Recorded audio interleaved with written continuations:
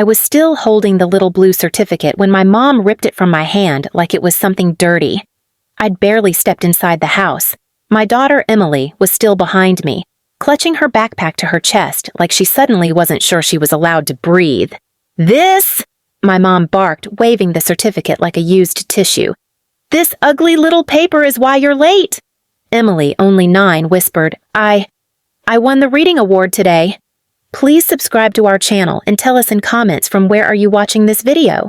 Mom didn't even look at her. She looked at me. Always me. With that same expression she'd worn since I was a kid, like she was waiting for me to fail so she could enjoy the sound of it. "You bragging now?" she hissed. "Trying to show off in front of the neighbors? Acting like your kid's success means something?" I said quietly, "Mom, it was a small award ceremony. Her teacher said," but she didn't let me finish. Her hand shot out, grabbing a fistful of my hair so hard my vision burst with white. Emily gasped. My mom yanked my head sideways, dragging me toward the kitchen like she was taking out the garbage herself. Behind me, Dad chuckled, a lazy, amused sound. "Don't break her neck, Linda. We still need her to do chores. Not that she's good for much anyway."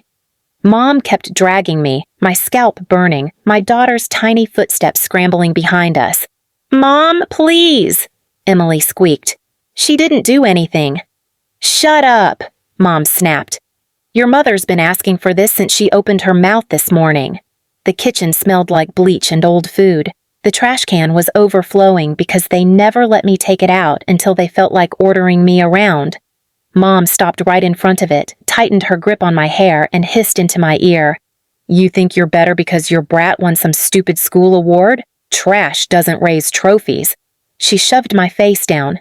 I tried to pull back, but she twisted my hair, forcing my head lower, and then my nose slammed into the edge of the trash can, metal clanging, and she shoved my face inside.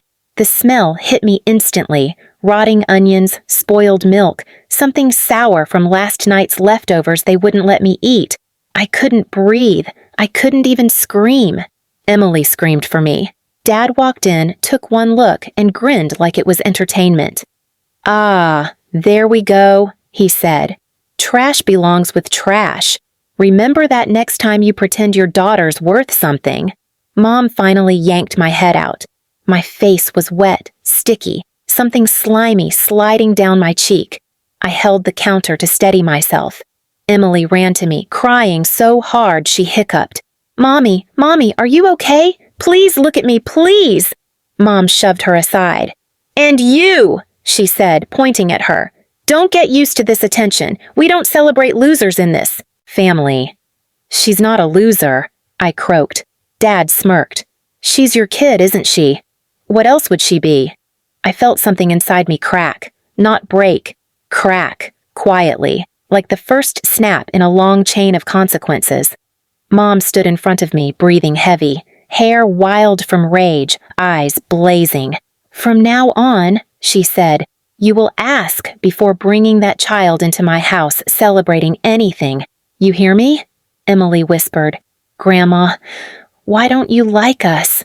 Mom leaned down to her level. "Because you're a copy of your mother, useless, dramatic, a burden." Something in Emily's little chest collapsed. She stepped back, her lip trembling, and Mom actually smiled like she won something. Dad opened a bag of chips and started eating. "Hey," he said to Mom, "make her clean the trash can while she's there. She's already got her face in it." Mom turned to me. "Yeah, clean it, and don't wash your face first. Consider this a lesson." Emily grabbed my arm. "Mommy, no, please don't do it." But I wasn't crying. I wasn't shaking. I wasn't pleading. I just stared at them, both of them. Really stared, like I was seeing them clearly for the first time in my life. Mom waved her hand in front of my face. "What are you staring at?" Dad laughed. "She's probably thinking of running away again. Let her. She always crawls back anyway." I didn't speak. I didn't argue. I didn't clean the trash can. I just straightened up, wiped whatever was on my face with the back of my sleeve, and slowly walked to my room with Emily holding my hand. Mom yelled behind me, "Hey, did you hear me? I said clean it." Dad added, "Maybe shove her other daughter's face in it next time. That kid needs discipline." Emily flinched. I closed the door quietly, sat down on the bed, pulled her into my arms, and for the first time in my entire worthless life, as they called me, I didn't feel weak. I felt awake, like something cold, sharp, calculating was finally rising. Emily whispered, "Mom, are we in trouble?" I kissed her forehead. "No, baby," I said softly. "They are." That night, long after my parents went to bed drunk on their own cruelty, Emily crawled onto my mattress like she used to when she was a toddler, quiet, scared, clutching her stuffed rabbit by one ear. "Mommy," she whispered, "are we leaving?" I looked at the ceiling, at the water stain shaped like a fist. I'd stared at that mark so many nights, wishing it would crack open and swallow me whole. But tonight was different. The room felt too small, the air too sharp. My daughter shouldn't have to breathe the same oxygen as people who shoved my face into trash and called her worthless for winning an award. But leaving wasn't enough. They wouldn't let us disappear quietly. They would come after us, not because they loved us, but because they needed someone to hurt. I held Emily close. "We're going to fix things," I said. "But it has to be smart." She looked up, eyebrows knitted. "Are you mad at them?" I laughed softly, not because it was funny, but because my chest hurt. "Baby, I'm done being mad. I'm done being scared." In the morning, everything felt deceptively normal. Mom made coffee. Dad sat at the table scrolling through his phone. Their cruelty always vanished in daylight like it never happened. Mom didn't even look at me. "There's laundry in the machine. Don't shrink your sister's shirts like last time," Dad added. "And breakfast for your niece. She doesn't eat garbage like your kid." Emily looked down at her shoes, but I touched her shoulder. "Go brush your teeth, sweetheart," I told her. "We're leaving soon." Mom didn't like that. "Leaving where?" she demanded. "Errands," I said simply. She scoffed. "Errands? You? The only errands you do are mistakes." Dad laughed into his mug. "If she's going out, make sure she doesn't embarrass the house. Again." I kept a steady face. "We won't be long." But really, I needed a few hours. A few hours to gather something they didn't think I had, proof. Not for the police, not for social services. I didn't want them jailed. I didn't want them exposed. No, I wanted something worse. I wanted them empty, hollow, living with the exact same fear they shoved down my throat my entire life. We left the house quietly, me with my old phone in my pocket, Emily holding my hand tightly. We got on a bus, 2 stops, then another. I watched my mother's neighborhood fade behind us until it looked like a smear of gray on the horizon. "Mom," Emily asked. "What are we doing?" I exhaled. "We're going to see someone." That someone was Ms. Green, my old school counselor from years ago. The only adult who ever believed me, the only one who ever saw through the makeup I smeared over bruises before class. She opened the door, blinking in surprise. "Oh my God, it's been years. Are you okay?" Emily immediately hugged her leg. And I broke for a moment. Not from weakness, from relief. I told her everything, not dramatically, not crying, just facts. Cold, crisp, unshakable.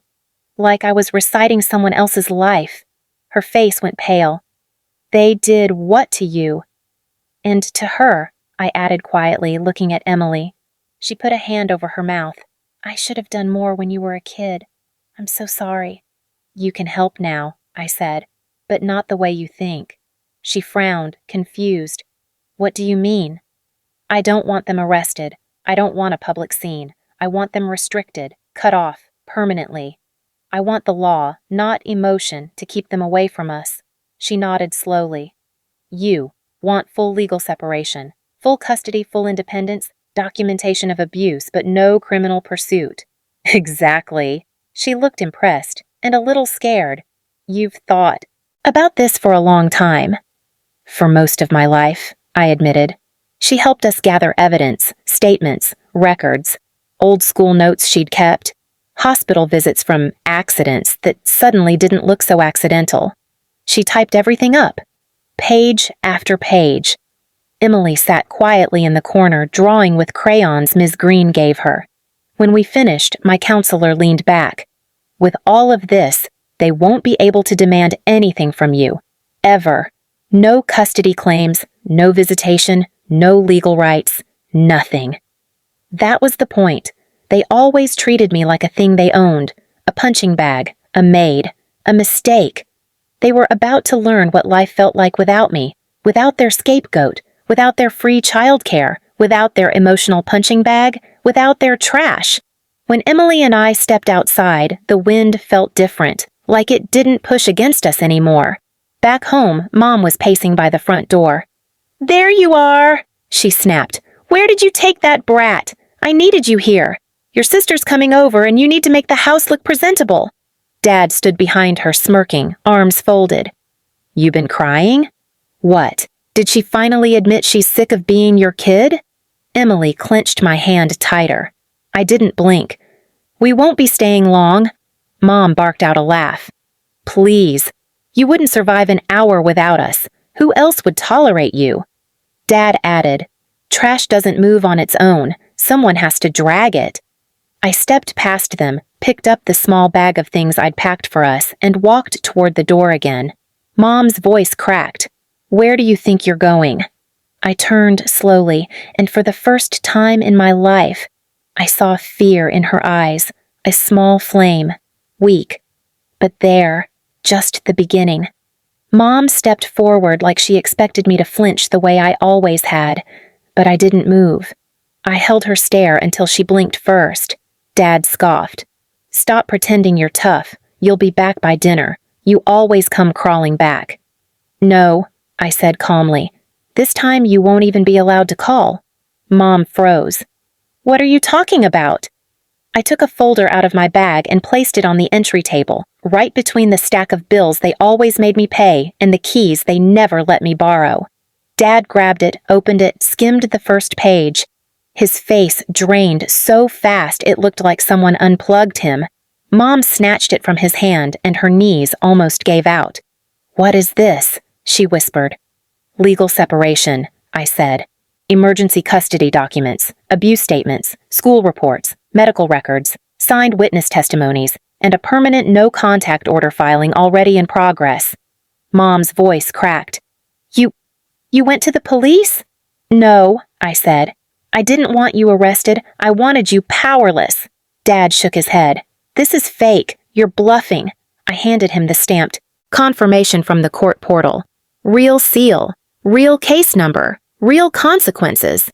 He stumbled back like the paper burned him. Mom grabbed my arm desperately. "You can't cut us out. We're family." I peeled her hand away. "You made sure we never were." Dad slammed his fist on the wall. "You think you're better than us now?" "No," I said. "I'm free from you. That's different." I guided Emily to the door. She didn't look back. Mom's voice cracked into a scream. "You can't take her! She's our granddaughter!" I didn't turn. "You shoved my face into trash because she succeeded. You lost the right to even say her name." Dad yelled, "You'll regret this! When you need help, don't you dare crawl back." I opened the door fully. "I won't," I said. "That's the point." Outside, the air felt cold, but in a clean way, not the dirty cold inside that house. Emily wrapped her arms around me. "Mom," she whispered, "are we safe now?" I looked down at her. "We are now," I said, "and they can't touch us again." Behind us, the shouting turned into silence. Not the silence of peace, the silence of people realizing they finally lost control. And they lost it to the girl they called trash, the same girl who walked away and shut the door on them for good. Please subscribe to our channel and tell us in comments from where are you watching this video.